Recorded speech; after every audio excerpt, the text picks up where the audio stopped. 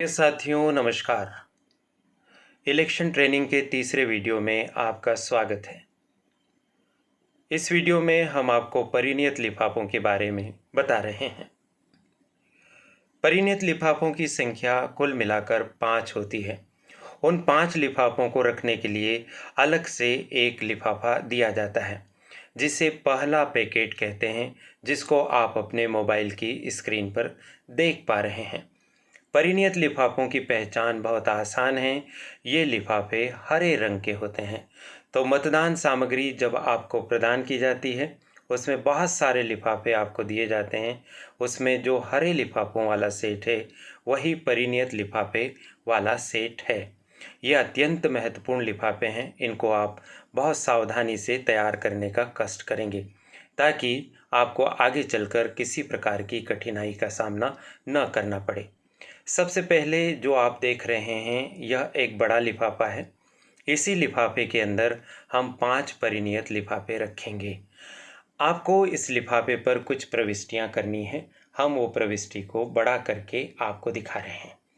आप देखिए, आप स्पष्ट देख पा रहे हैं।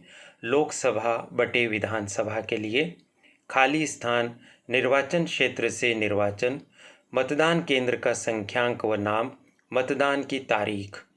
चूँकि आप अभी आगे चलकर मध्य प्रदेश विधानसभा के लिए चुनाव प्रक्रिया का हिस्सा होंगे, तो लोकसभा शब्द इसमें से काट दीजिए, विधानसभा को रहने दीजिए। मान लीजिए आप लोकसभा का चुनाव करवा रहे हैं 2024 में, तो विधानसभा शब्द काट दीजिएगा और लोकसभा रहने दीजिएगा। हाल फिलहाल हम विधानसभा के परिप्रेक्ष्य में बात कर रहे हैं। तो विधानसभा के लिए यहाँ पर उसके बाद आपको अपने विधानसभा का नाम लिखना है। जैसे उदाहरण के तौर पर बड़वानी विधानसभा में आपकी ड्यूटी लगी है, तो आप इस पे लिखेंगे 190 कामा बड़वानी, और उसके बाद ब्रैकेट में जा। अ के बाद बिंदी लगा दीजिए, ज के बाद बिंदी लगा दीजिए, और जा के बाद भी बिंदी लगा दीजिए। अजजा मतलब अनुसूचित जनजाति। चूँकि बड़वानी विधानसभा अनुसूचित जनजाति के अभ्यर्थियों के लिए आरक्षित है, इसलिए हमने इस पर अजजा लिखा है। यदि आपकी विधानसभा की स्थिति अनारक्षित वाली है, तो आप विधानसभा का क्रमांक और विधानसभा का नाम लिख दीजिए। मतदान केंद्र का संख्यांक व नाम। प्रत्येक मतदान केंद्र की एक संख्या होती है, उसको आप इस पर लिख दीजिए, और उस मतदान केंद्र का नाम भी लिख दीजिए कि कहाँ पर वह मतदान केंद्र बना है।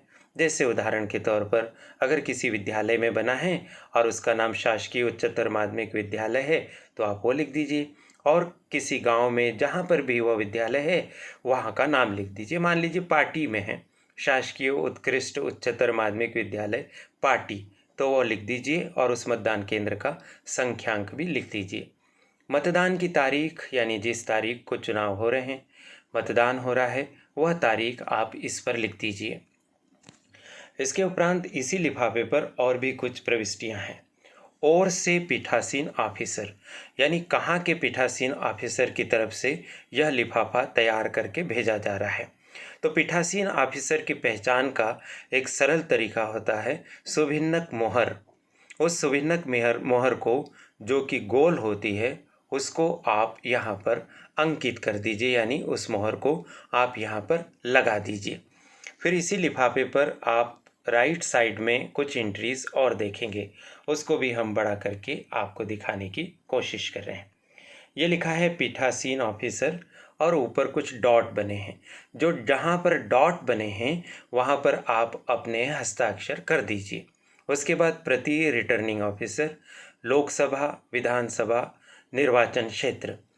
अगर आप विधानसभा के लिए चुनाव कर रहे हैं, तो लोकसभा को काट दीजिए, और निर्वाचन क्षेत्र जो आपने ऊपर लिखा है 190 बड़वानी अजजा, उसको आप लिख दीजिए। उसके बाद जिला बड़वानी, आप जिस जिले के हैं, आप उस जिले का उल्लेख कर दीजिए। जो एंट्रीज आपने इस लिफाफे पर की, वैसी की वैसी एंट्रीज आगामी 5 लिफाफों पर भी होगी। तो एक साथ बैठकर इन 6 लिफाफों पर एंट्री करके उन्हें तैयार कर लीजिए। अब आइए अपन देखते हैं कि कौन कौन से 5 लिफाफे हैं और उनमें कौन कौन सी सामग्री हमें रखनी होगी। तो सबसे पहला लिफाफा है जिसमें हमें निर्वाचक नामावली की चिन्हित प्रति रखनी होगी। देखिए, इस पर लिखा है, चिंतित होने की कोई ज़रूरत नहीं है, बहुत याद रखने की ज़रूरत नहीं है। आप लिफाफे को देखते जाइए, उस पर कोने में क्रमांक लिखा है राइट साइड में, और बहुत बड़े बड़े अक्षर में उस लिफाफे में रखी जाने वाली सामग्री का उल्लेख भी स्पष्टता के साथ भारत निर्वाचन आयोग के द्वारा कर दिया गया है। निर्वाचक नामावली की चिन्हित प्रति का मुहरबंद लिफाफा। तो बहुत स्वाभाविक है कि इसमें हम निर्वाचक नामावली की चिन्हित प्रति रखेंगे।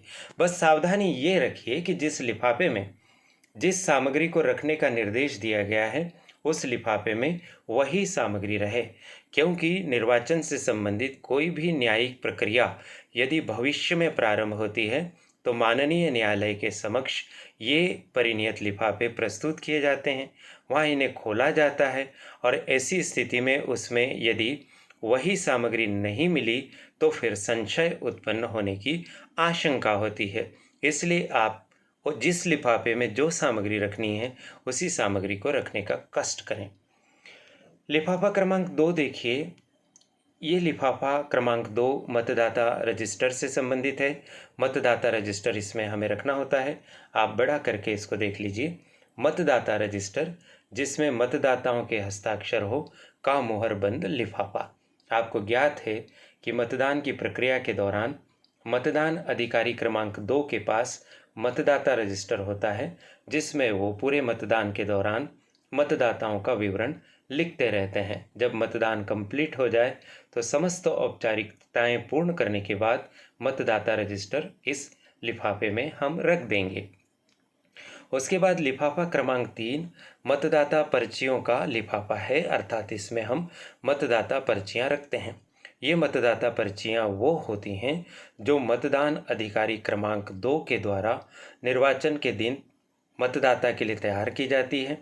इस मतदाता पर्ची को लेकर मतदाता मतदान अधिकारी क्रमांक 3 के पास जाता है, और मतदान अधिकारी क्रमांक 3 इस पर्ची को अपने पास रखता है और कंट्रोल यूनिट में बैलेट बटन को दबाकर मतदान करने के लिए कमांड देता है। तो मतदान अधिकारी क्रमांक 3 के पास दिन भर में जितनी भी मतदाता पर्चियां संग्रहित हुई हैं वो इस लिफाफे में रखी जाती है। इसके बाद लिफाफा क्रमांक 4 और लिफाफा क्रमांक 5 निविदत्त मतपत्रों से संबंधित है। जो निविदत्त मतपत्र आपको प्रदान किए गए हैं उनमें से जो बिना उपयोग में आए निविदत्त मतपत्र हैं वो लिफाफे क्रमांक 4 में आप रख देंगे, और यदि किन्हीं निविदत्त मतपत्रों का आपने उपयोग किया है अपने मतदान केंद्र पर तो उसे आप लिफाफे क्रमांक 5 में रख देंगे।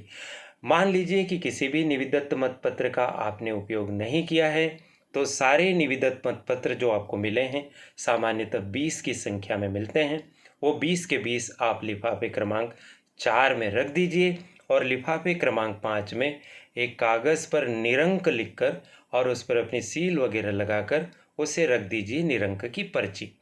इस प्रकार के यह 5 परिनियत लिफाफे थे। साथियों, इन लिफाफों में उससे संबंधित सामग्री रखने के पश्चात इन 5 लिफाफों को अच्छे से चिपकाकर उसे चपड़ी से बढ़िया से सील कर दीजिए। आपको जो पीतल की सील मिलती है उसको भी उस पर लगा दीजिए, और ध्यान रखिए जो सबसे ऊपर वाला लिफाफा है इसको मुहरबंद नहीं करना है, इसको खुला ही रखना है, और इसके अंदर 5 लिफाफे आपको रखना है, और फिर पिन वगैरह लगाकर आप उसे सुरक्षित कर लीजिए। जब आप सामग्री जमा करने के लिए जाएंगे तो वहाँ पर इस लिफाफे में रखे गए 5 लिफाफों को सामग्री जमा करते समय देखा जाएगा। तो इसलिए इस लिफाफे को आप चिपकाइए भी मत और सील भी मत कीजिए, लेकिन इसके अंदर जो 5 लिफाफे आप रखेंगे उन्हें अच्छे से सील कर दीजिए, मोहरबंद कर दीजिए। आशा है कि ये लिफाफों से संबंधित वीडियो आपको काम का लगा होगा। यदि ऐसा है तो आप कमेंट बॉक्स में लिखिए। यदि आप इलेक्शन ट्रेनिंग से संबंधित वीडियोस निरंतर चाहते हैं तो चैनल को सब्सक्राइब कर दीजिए और बेल आइकॉन भी प्रेस कर दीजिए ताकि आपको नोटिफिकेशन प्राप्त होते रहें।